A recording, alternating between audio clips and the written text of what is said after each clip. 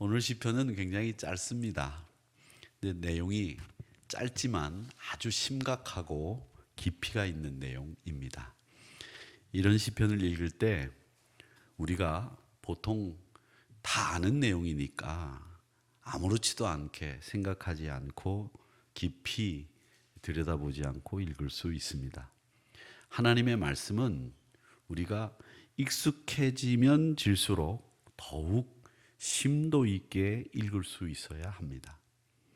항상 성경을 처음 보는 책처럼 읽어 내려가는 것이 성경을 보는 우리의 태도여야 한다는 거죠. 성경을 처음 보는 책처럼 읽어 나가려고 하면 어떻게 해야 되느냐? 우리가 살고 있는 이 환경에서 힌트를 얻어야 됩니다. 뜨거운 여름날 한 줄기 바람이 확 불면 굉장히 시원하죠. 왜 뜨거운 여름날을 이야기하는가 하면 요즘 너무 많이 춥기 때문에 뜨거운 여름날을 생각하면서 좀 훈훈해지시라고 제가 뜨거운 여름날을 이야기합니다. 더우면 얼마나 땀이 나고 후덥지근합니까? 근데 지금은 더운 날이 그립죠? 그렇습니다. 그렇게 뜨거운 여름날 한 줄기 바람이 불면 굉장히 시원합니다. 특히 이 중근동, 가나안 땅, 이곳은 햇빛이 없이 바람만 불어도 한여름에도 추울 정도로 시원합니다. 유대인들은 그 바람을 뭐라고 불렀느냐면 루아흐라고 불렀습니다. 이 루아흐라고 하는 말은 영이라고 하는 말과 똑같은 단어입니다. 즉 바람과 영을 똑같은 단어로 썼다는 거죠. 즉 바람이 부는 것을 영적인 일로 봤고 영적인 일도 바람이 부는 것과 똑같이 생각했다는 겁니다. 지금은 우리가 바람이 왜 부는지 알죠? 뜨거운 공기는 위로 올라가고 차가운 공기는 밑으로 내려오지 않습니까? 그렇게 뜨거운 공기가 위로 올라가면 그 빈 공간을 채우기 위해서 공기가 이동을 하면서 바람이 분다. 이 정도는 과학을 그렇게 크게 열심히 안 배워도 우리가 다 알고 있습니다. 그렇게 바람이 부는 원리를 알고 있는데 이 원리를 보면 굉장히 신기하고 신비롭습니다. 이렇듯이 영적인 일은 굉장히 신비하고 놀라운 일입니다. 우리가 생각하는 범주 내에서 일어나는 일이 아닙니다. 그래서 성경을 읽을 때에는 항상 신중하고 새로운 마음으로 오늘은 이 말씀이 내게 어떤 가르침을 어떤 교훈을 주실까 이 기대하는 마음을 가지고 성경을 읽으셔야 됩니다. 먼저 오늘 내용 말씀에 보면 영원히 의지해야 될 하나님을 무시하고 한순간 바람같이 사라질 풍부한 재물 그리고 권력만을 의지하면서 간사한 혀를 놀리고 거짓 입술로 다른 사람을 해치는 못된 사람에 대해서 탄식하고 있는 내용입니다. 성경에서 이야기하는 이 못된 사람, 악한 사람은 어떤 사람이냐? 악행을 저지르는 사람이겠지만 가장 성경에서 이야기하는 못된 사람의 특징 중에 하나는 지속적으로 하나님의 인자하심을 무시하는 사람이 악한 사람입니다. 하나님이 인자하시고 하나님이 사랑이 많으시고 하나님이 우리를 용서해 주시고 하나님이 우리에게 은혜를 끼치는 분이라고 하는 걸 싹 무시하는 사람, 이 사람은 악한 사람입니다. 하나님이 안중에도 없는 사람, 악한 사람의 전형입니다. 그래서 그런 사람들은 늘 혀를 가지고 말을 가지고 공동체를 파괴하고 의롭고 선한 것을 무시하고 왜곡된 가치관을 전파하고 그리고 다른 사람들에게 상처를 주는 사람이 악한 사람입니다. 이런 사람들은 하나님을 늘 멸시하고 하나님이 그 사람에게 베풀어준 은혜 같은 것을 싹 잊어버리는 사람들, 악한 사람들입니다. 하나님은 이런 악한 사람을 어떻게 하시겠다고 말씀하셨는가 하면 멸하시겠다. 살고 있는 장막에서 뽑아내겠다. 살아있는 땅에서 뿌리를 내리지 못하게 하겠다. 이렇게 말씀하십니다. 이런 악한 사람들이 가장 많이 사용하는 도구 중에 하나가 4절에 나오는 간사한 혀입니다. 한번 읽어보겠습니다. 시작. 간사한 혀여 너는 남을 해치는 모든 말을 좋아하는도다. 남을 해치는 말, 남에게 상처 주는 말, 남에게 피해를 끼치는 말, 이런 말들을 수도 없이 하는 사람들, 이게 간사한 혀를 이야기하는 건데, 이 간사한 혀를 가지고 있는 사람이 악하다는 거예요. 성경은 이 간사한 혀를 날카로운 삭도, 칼 같다고 말합니다. 삭도 그러면 여러분 뭐가 생각나십니까? 삭도. 저는 이 삭도라고 하면 삭도 면이 생각이 납니다. 제 수준에서는 먹는 것밖에 생각이 안 나요. 삭도라고 하는 말은 아주 날카로운 칼입니다.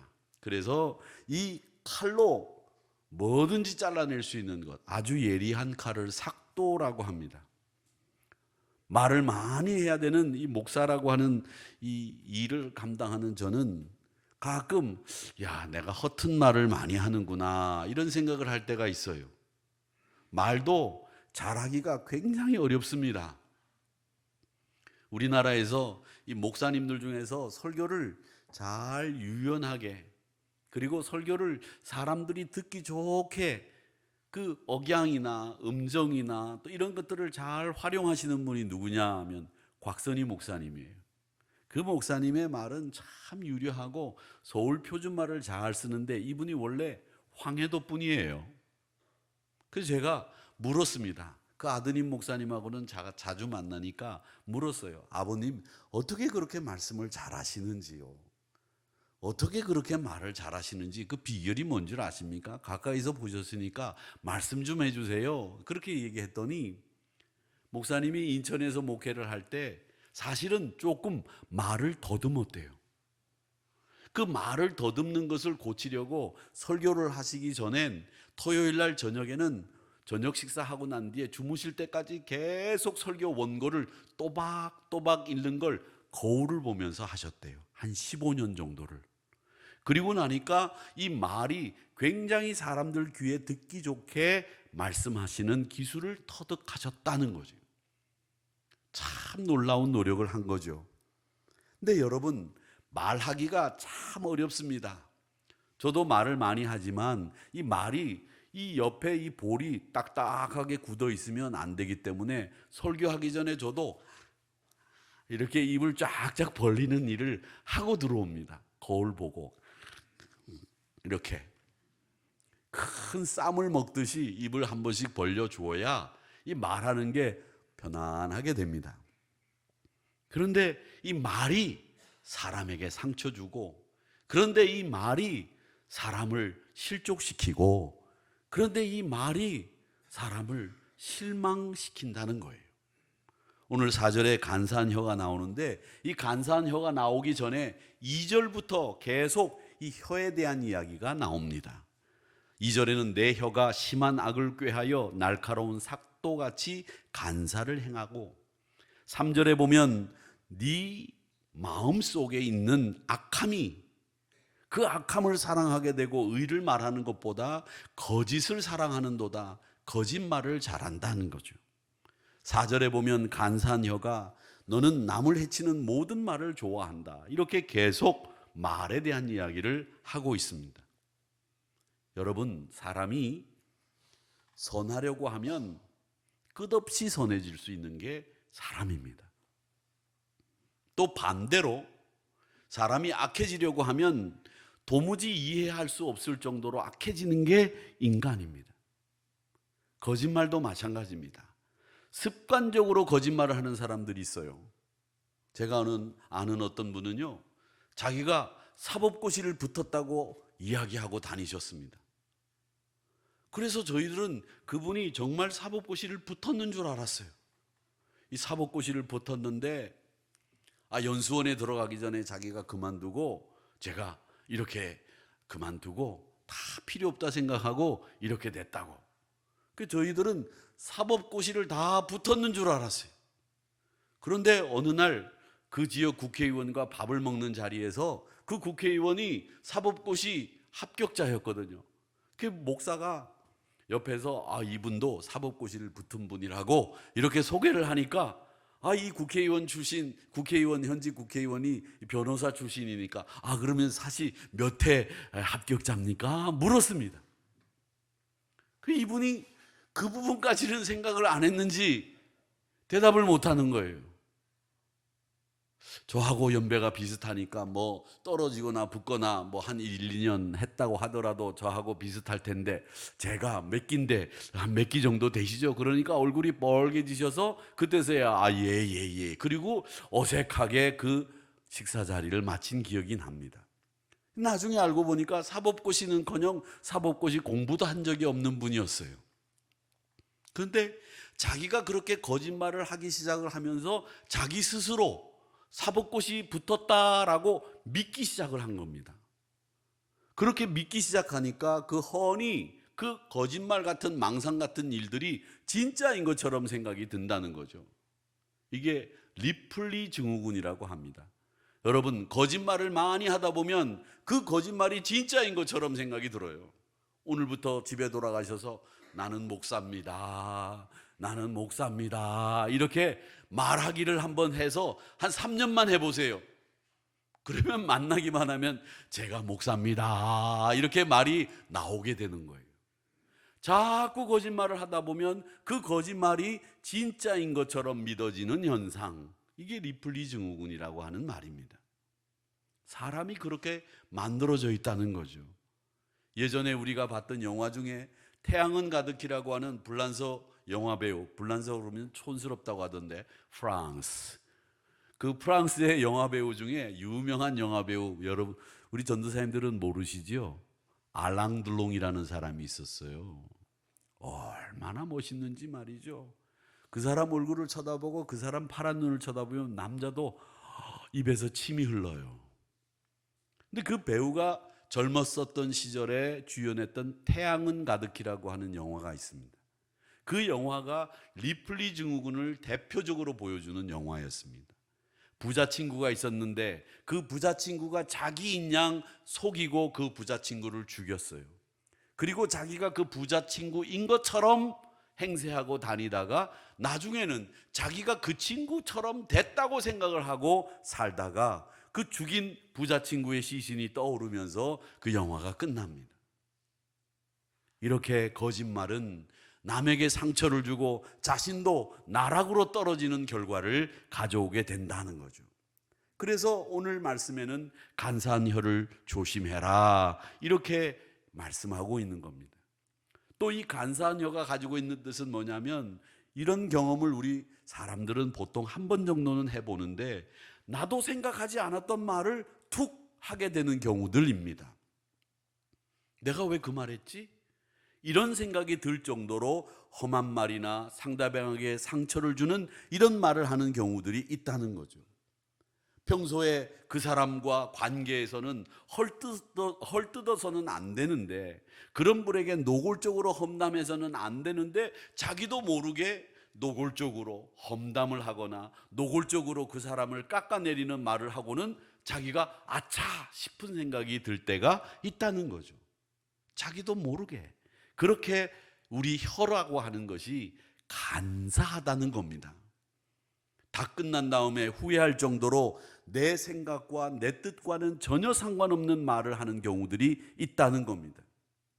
여러분, 우리가 생각하려고 또 잘 계획하려고 해서 말을 해도 내가 생각하지 않았던 말을 하는 게 우리 인간이기 때문에 이 말하는 것은 항상 조심해야 된다.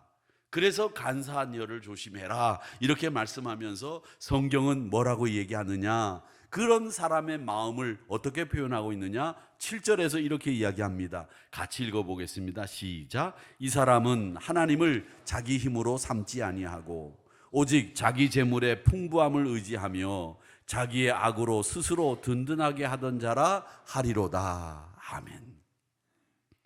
하나님을 자기 힘으로 삼지 않는 사람, 악한 사람입니다. 자기 재물의 풍부함을 의지하는 사람, 악한 사람입니다. 자기 악으로 스스로 든든하게 세워가는 사람, 악한 사람인 거예요. 여러분, 여러분의 힘을 의지하지 마세요. 하나님의 힘을 자기 힘으로 삼는 사람이 의인입니다. 자기 재물의 풍부함보다 하나님이 공급해 주시는 그 풍부함을 의지하는 것이 의인입니다. 그게 오늘 우리에게 가르쳐 주시는 말씀이에요. 그러면서 오늘 결론이 나옵니다. 9절입니다. 그 9절 결론이 나오기 전에 8절에서 우리에게 이렇게 얘기합니다. 그러나 나는 하나님의 집에 있는 푸른 감람나무 같으며 하나님의 인자하심을 영원히 의지하리로다, 이렇게 말씀합니다. 우리는 하나님의 집에 있는 푸른 감람나무인 줄 믿습니다. 하나님의 인자하심이 영원하다고 그렇게 고백해야 합니다. 그런데 여러분, 이 8절은요 그냥 8절만 읽으면 안 되고 1절과 8절을 연결해서 읽어야 됩니다. 그러면 굉장히 은혜가 돼요. 같이 한번 읽어보겠습니다. 1절 읽고 그 다음에 바로 8절을 연결해서 읽겠습니다. 시작. 포악한 자여, 내가 어찌하여 악한 계획을 스스로 자랑하는가? 하나님의 인자하심은 항상 있도다. 그러나 나는 하나님의 집에 있는 푸른 감람나무 같으며 하나님의 인자하심을 영원히 의지하리로다. 아멘. 오늘 이 말씀을 보십시오. 1절 말씀과 8절 말씀이 이게 오늘 시편 52편의 가장 중요한 말씀이고 9절이 결론이에요. 시인은 이렇게 얘기합니다. 갑자기 사라지고 없어지는 것, 그리고 영원한 것을 비교하면서 대비하면서 우리에게 말씀합니다. 악한 계획, 풍부한 재물 갑자기 사라지고 날아갑니다. 그러나 하나님의 인자하심은 영원합니다. 그리고 결론이 나오는 거예요. 그 결론이 뭐냐? 주께서 이를 행하셨으므로, 이건 뭐냐면 하나님께서, 예수님께서 인자하심을 우리에게 베푸셨으므로, 이런 뜻입니다. 내가 영원히 주께 감사하고 인자하심을 베푸신 하나님 앞에 내가 영원히 감사하고 주의 이름이 선하시기 때문에 주의 성도 앞에서, 많은 성도들 앞에서 내가 주의 이름을 사모하는 모습을 보이겠습니다. 이 이야기를 결론으로 이야기하고 있습니다. 우리가 주의 이름을 사모하고 그분을 앙망하는 이유는 그가 우리에게 영원한 인자하심을 베푸는 분이기 때문입니다.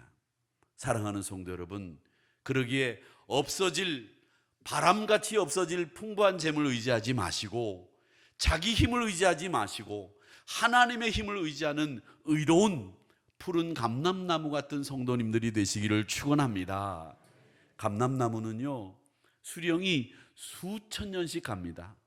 수령이. 그래서 성경은요 뭐라고 얘기했느냐? 우리 상에 둘러앉은 자식들은 감람나무 같다 그랬습니다. 이 축복의 말씀이에요. 감람나무는 병충해가 안 탑니다. 수령이 1000년 2000년 갑니다. 그래서 예수님이 마지막 날 기도하시던 겟세마네 동산에 가보면 예수님이 기도하시던 그때에 있던 감람나무가 아직도 살아 있습니다. 2000년이 된 감람나무가 살아 있어요. 그렇게 2000년씩 수령이 가는 게 감람나무. 병충해가 안 타요. 본줄기가 죽어도 가지가 계속 자라나는 나무가 감람나무입니다. 여러분의 자녀들이 감람나무와 같은 복을 받기를 축원합니다. 그래서 시인은 어린 자녀는 감람나무 같고 우리 아내는 포도나무 같다고 했습니다. 축복을, 번영을 상징하는 말입니다. 사랑하는 성도 여러분, 여호와의 인자하심을 신뢰하시기를 축복합니다. 나는 여호와의 인자하심을 신뢰하고 그 여호와의 인자하심을 내가 믿고 살겠다, 이렇게 결단하고 있습니다. 이런 신앙의 자세가 되시기를 축복합니다. 여호와 인자하심을 믿고 의지하는 2023년을 이제 잘 보내셨으니 2024년도에도 여호와의 인자하심, 주께서 이를 행하셨으므로 나는 푸른 감람나무인데 하나님의 집에 있는 푸른 감람나무라고 했으니 나는 하나님의 집에 있는 푸른 감람나무로 2024년도도 주의 인자하심 의지하여 승리하겠습니다. 아멘. 그런 성도님들이 다 되시기를 주님의 이름으로 축원합니다.